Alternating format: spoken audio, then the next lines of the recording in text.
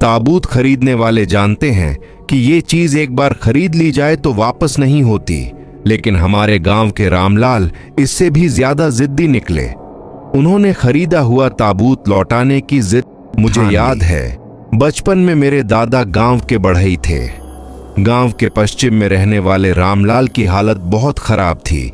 लगता था कि अब नहीं बचेंगे।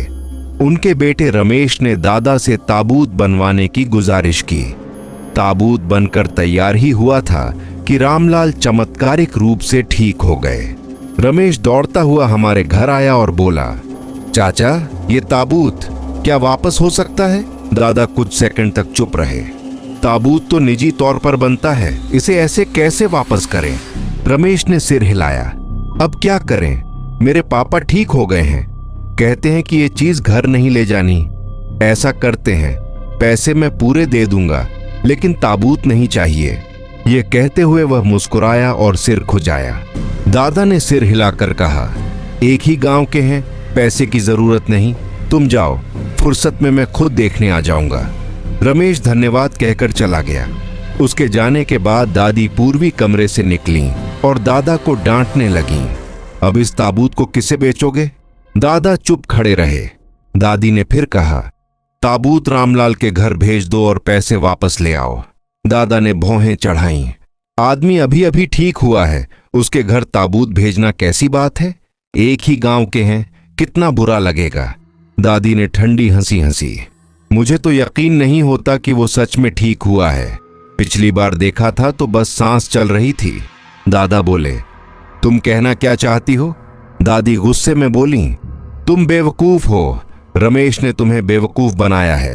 ताबूत महंगा लगा होगा, कहीं सस्ता कपड़ा लाकर अपने बाप को लपेट कर फेंक देगा। दादा गुस्से में बोले, बकवास मत करो। रमेश गांव का मशहूर आज्ञाकारी बेटा है।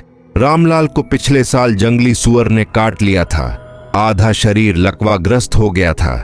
अगर रमेश ने सेवा न की होती तो सर्दी भी नहीं काट पाते। दादी ने ठंडी हंसी हंसी और मेरी तरफ देखकर बोली, जा गोदाम से सूखा मांस निकाल ला। मैंने पूछा, अभी तो खाना खाया है, मांस क्यों? दादी ने आंखें तरेरी। बस खाने की पड़ी रहती है, कहाँ है तो ले आ, ज्यादा सवाल मत कर। मैं डर कर गोदाम गया और बचा हुआ आधा टुकड़ा ले आया। दादा ने पूछा, मांस किस लिए? दादी जोर से बोली, रामलाल को देखने जा रही हूं, खाली हाथ कैसे जाऊं? इतना कहकर दादी टोकरी उठाकर बाहर निकल गईं। दादा पीछे से चिल्लाए, वापस आओ, लेकिन दादी नहीं रुकी। शाम को दादी घबराई हुई लौटी। चेहरा पीला था, माथे पर पसीना। दादा लकड़ी काट रहे थे। क्या हुआ? दादी हाँफते हुए बोली, कोई मेरे पीछे आ रहा था। कौन? मैंने साफ नहीं देखा, लेकिन कोई जरूर था। तभी दरवाजा खटखटाया। दादा ने कुल्हाड़ी पकड़ ली। कौन? मैं हूं, रमेश की आवाज। चाचा, चाची जल्दी में टोकरी हमारे घर छोड़ गई थी। दादा ने राहत की सांस ली। अब ठीक है, तुम टोकरी दरवाजे पर ही रख दो। दादा इतना कहकर आंगन के दरवाजे की तरफ गए। उन्होंने दरवाजा खोला और टोकरी उठाकर अंदर ले आए। दादी ने भौहें चढ़ाईं और बोली, रमेश का ये लड़का भी ना मुझे एक आवाज दे देता तो क्या बिगड़ जाता, जान ही निकाल दी डर के मारे। दादा ने टोकरी जमीन पर रखते हुए कहा, अरे रात में एक आवाज देने से कौन डर जाता है? बताओ, रामलाल से मिली थी? उसकी तबीयत सच में ठीक हो गई क्या?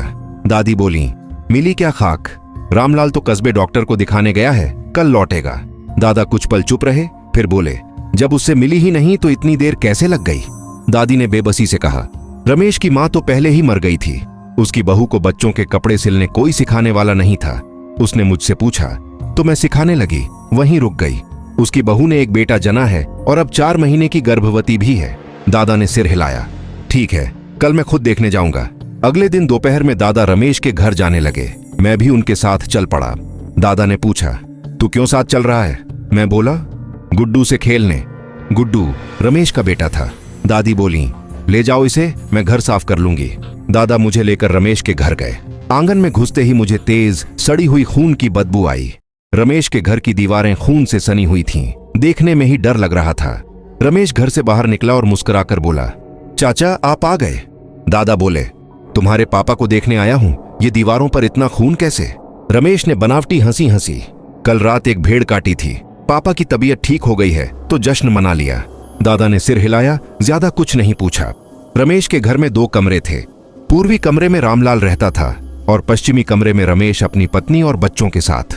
रमेश हमें पूर्वी कमरे में ले गया। कमरे में घुसते ही सड़ांत की तेज बदबू आई। रामलाल मिट्टी के चूल्हे पर बैठा था। आंखें धुंधली, शरीर हड्डियों का ढांचा, चमड़ी लटक रही थी। दादा उसके सामने बैठे। भैया, तबीयत कैसी लग रही है? रामलाल ने कोई जवाब नहीं दिया। उसने दादा की तरफ देखा तक नहीं। उसकी आंखें लगातार मुझे घूर रही थीं। मुझे अंदर तक डर लगने लगा। रमेश बोला, पापा का गला खराब हो गया है, बोल नहीं पाते। यह कहकर उसने रामलाल के कंधे पर हाथ रखा। पापा, चाचा आपको देखने आए हैं। तभी रामलाल की आंखें धीरे धीरे घूमी और आखिर दादा पर जाकर टिक गईं। दादा के चेहरे की मुस्कान जम गई। रमेश, मुझे घर में कुछ काम है, हम चलते हैं। इतना कहकर दादा मेरा हाथ पकड़कर बाहर निकल आए। रमेश पीछे आया। चाचा, खाना खाकर जाइए। दादा जबरदस्ती मुस्कुराए। नहीं बेटा, घर में बना है। हालांकि चेहरे पर मुस्कान थी, लेकिन दादा का हाथ कांप रहा था। मेरी चाल धीमी लगी तो रमेश की नजर से बचाकर दादा ने मुझे गोद में उठा लिया और तेज कदमों से चल पड़े। मैंने पूछा, दादा क्या हुआ? दादा के माथे पर पसीना था। उन्होंने कुछ नहीं कहा, बस कदम और तेज कर दिए। घर पहुंचकर ही उन्होंने मुझे नीचे उतारा। दादी ने उन्हें पानी दिया और हंसते हुए बोली, क्या हुआ, कहीं भेड़िया पीछे पड़ गया था क्या? दादा खाट पर बैठ गए, हाँफते हुए बोले, रामलाल ठीक नहीं है। दादी चौंक गईं। क्या मतलब? दादा कुछ पल चुप रहे, फिर बोले, वो अब जिंदा लाश बन चुका है। दादी की आंखें फैल गईं। ठीक से देखा था ना, ये बात मजाक की नहीं है। गांव के चेन अंधे ने कहा था कि जिंदा लाश को काबू में रखना पड़ता है। दादा बोले, लगभग पक्का है। उसकी गर्दन पर पत्थर जैसे दाग थे। और अब समझ आया। रमेश ने कहा कि उसके पापा बोल नहीं सकते। जिंदा लाश बोलती नहीं, अगर बोल दे तो किसी जिंदा इंसान को चुन लेती है और वो मरता ही है। दादी कांपते हुए बोली, तो अब क्या होगा? दादा ने कहा, बस उससे दूर रहना ही बेहतर है। इतना कहते ही आंगन का दरवाजा खुला। पड़ोस की लीला काकी दौड़ती हुई आईं और चिल्लाईं, अरे बड़ा अनर्थ हो गया। दादी भागकर बाहर गईं। क्या हुआ? लीला काकी की आंखें लाल थीं। रमेश का बेटा गुड्डू मर गया, झील में मिला है। गर्दन में कटोरे जितना बड़ा जख्म है। बच्चा बस 7 साल का था। पता नहीं किस चीज ने काट लिया। मेरे पैरों तले जमीन खिसक गई। दादा बाहर आए। लाश कहाँ है? झील के पास। सारे गांव वाले वहीं हैं। हम सब झील की तरफ गए। वहां भीड़ लगी थी, लोग फुसफुसा रहे थे। गुड्डू पानी में फूल कर अजीब सा दिख रहा था, लगभग किसी बड़े आदमी जैसा। अगर उसके कपड़े न होते तो मैं पहचान ही नहीं पाता। रमेश फूट फूट कर रो रहा था। बेटा, मेरा बेटा। लोग उसे समझा रहे थे। हिम्मत रखो रमेश, सुनीता और बच्चा तुम्हें चाहिए। सुनीता रामलाल की बहू थी। वो गर्भवती थी और मायके गई हुई थी। रमेश बोला, मेरी पत्नी को मत बताना, बच्चा हो जाने के बाद ही बताइएगा। सबने हामी भरी। दादा आगे बढ़े। रमेश ने तुरंत गुड्डू को सीने से लगा लिया। दादा ने पूछा, गुड्डू का अंतिम संस्कार कैसे करोगे? रमेश अचानक भड़क गया। आप ताबूत बनवाने आए हैं क्या? ताबूत बनने में आधा महीना लगता है, तब तक मेरी पत्नी लौट आएगी। आप क्या चाहते हैं? दादा ने बस एक सवाल ही पूछा था, लेकिन रमेश भड़क गया और दादा पर उंगली उठाकर गाली देने लगा। तभी लीला काकी आगे आईं और बीच बचाव किया। रमेश, काका ने बस पूछ ही तो लिया था, उन पर क्यों भड़क रहा है? इतना कहकर लीला काकी ने दादा से कहा, काका आप बुरा मत मानना, इसका दिल बहुत भारी है। दादा ने भौहें सिकोड़ लीं और चुप हो गए। रमेश कुछ देर फूट फूट कर रोता रहा, फिर बोला, गुड्डू अभी छोटा था, उसे बड़ा कब्र भी मत देना, बस छोटा सा गड्ढा काफी है। रमेश गुड्डू का सगा पिता था। जब उसने ऐसा कहा तो गांव वालों के पास भी कुछ कहने को नहीं बचा। सब मिलकर गड्ढा खोदने लगे। लीला काकी 2 मीटर लंबा सफेद कपड़ा ले आईं ताकि गुड्डू को उसमें लपेटा जा सके। रमेश ने भौहें चढ़ाईं, लेकिन कुछ कहे बिना गुड्डू को सफेद कपड़े पर सीधा लिटा दिया। गुड्डू की गर्दन का जख्म पूरी तरह दिखाई दे गया। दादा की नजर लगातार उसी जख्म पर टिकी हुई थी। रमेश के हाथ पैर बहुत फुर्तीले थे। उसने कुछ ही पलों में गुड्डू को कपड़े में लपेट दिया। गड्ढा तैयार हो चुका था। कई लोगों ने मिलकर गुड्डू को उठाया और गड्ढे में उतार दिया। गांव का एक बूढ़ा आदमी कब्र के पास खड़ा होकर कुछ बुदबुदाने लगा। जब वह चुप हुआ तो जोर से बोला, मिट्टी डालो। तभी कुछ जवान लड़कों ने मिट्टी भरनी शुरू की। फिर वही बूढ़ा एक लकड़ी का तख्ता ले आया और रमेश को कलम दी। बच्चे का पूरा नाम लिख दो ताकि आत्मा को शांति मिले। क्या पता अगला जन्म सुनीता की कोख में ही मिल जाए। रमेश के हाथ में कलम साफ कांप गई। वह तख्ते को घूरता रहा जैसे उसे चीर देना चाहता हो। फिर बोला, कब्र की तख्ती बाद में लिख लेंगे, अभी इसकी जल्दी नहीं। मैं तख्ता घर ले जाऊंगा, मेरे पापा लिख देंगे, उनकी लिखावट अच्छी है। इतना कहकर रमेश ने तख्ता और कलम समेट ली। गांव वालों ने कुछ नहीं कहा, सब बस रमेश को ढांढस बंधाते रहे। रमेश बोला, आप सब जाइए, मैं कुछ देर गुड्डू के पास रहना चाहता हूँ। इतनी देर में अंधेरा हो चुका था। गांव वाले धीरे धीरे बिखर गए। जो जहां से आया था वहीं लौट गया। दादी ने दादा से कहा, चलो अब क्या वहीं खड़े रहोगे? दादा ने हाथ हिलाया, तुम पहले जाओ, मैं थोड़ी देर में आता हूँ। दादी को खाना बनाना था, वो घर चली गई। मैं दादा के पास ही खड़ा रहा, उनके साथ लौटने के लिए।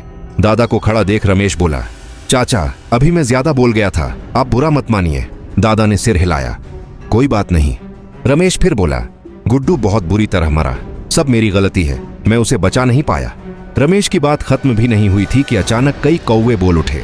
उनकी आवाज दिल दहला देने वाली थी। दादा ने लंबी सांस ली। रमेश, मैं जानता हूं तू अपने बाप का बहुत ख्याल रखता है, लेकिन उसके मामले में तूने बहुत बड़ी गलती कर दी है। रमेश का चेहरा बदल गया। जैसे ही रामलाल का जिक्र हुआ वह तिलमिला उठा। मेरे पापा को लेकर क्या बोल रहे हो? रमेश ने कड़वे स्वर में कहा। दादा ने गंभीर आवाज में कहा, तेरा बाप जिंदा लाश बन चुका है, ये बात मुझे साफ पता है। ऐसी चीज को कोई इंसान पाल नहीं सकता। गुड्डू उसी की वजह से मरा है, अगला नंबर तेरा होगा। रमेश कुछ पल सन्न रहा, फिर चिल्लाया, बकवास मत करो, मेरे पापा ठीक हो चुके हैं, वो कोई जिंदा लाश नहीं है, तुम झूठ बोल रहे हो। दादा को गुस्सा आ गया। उसकी गर्दन पर पत्थर जैसे दाग हैं, तू कहेगा कि तूने नहीं देखे? रमेश की मुट्ठियां कस गईं।